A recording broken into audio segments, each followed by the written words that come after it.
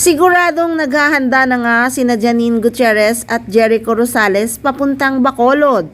Di na nga makapaghintay ang mga fans ni Janine at Echo sa pagpunta ng dalawa sa Bacolod para sa Mascara Festival. May show kasi sila doon. Siguradong susubaybayan na naman ang mga fans ng Ekonin ang ganap nilang dalawa sa Bacolod.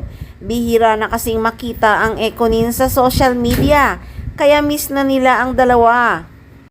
Marami din kasi ang hindi naniniwalang may relasyon nga ang Ekonin.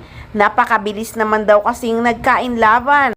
Nagtambal lang nga naman sa lavender fields ay nagkainlaban na agad.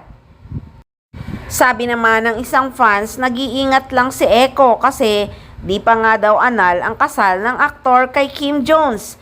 At aniya pa ng isang fans, hindi daw siya kumbinsido na may relasyon nga ang Ekonin.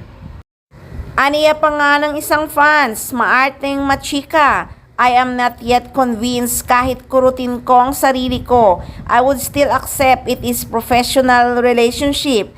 It's too early to assume as these two are professional actors in their fields. Janine is a person, ika nga, down to earth, never na look down on person status.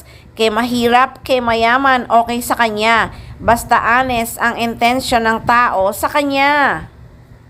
Kaya nga siguro tumahimik muna ang Ekonin. Ayaw na nilang pag-usapan pa ang kanilang pribadong love life.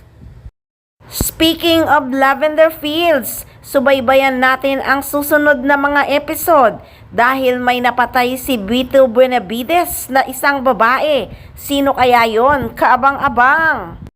So wait tayo sa update nila sa Bacolod. Sigurado namang marami tayong makukuhang ayuda. Kaya tutok lang, dito lang sa Maarteng Machika.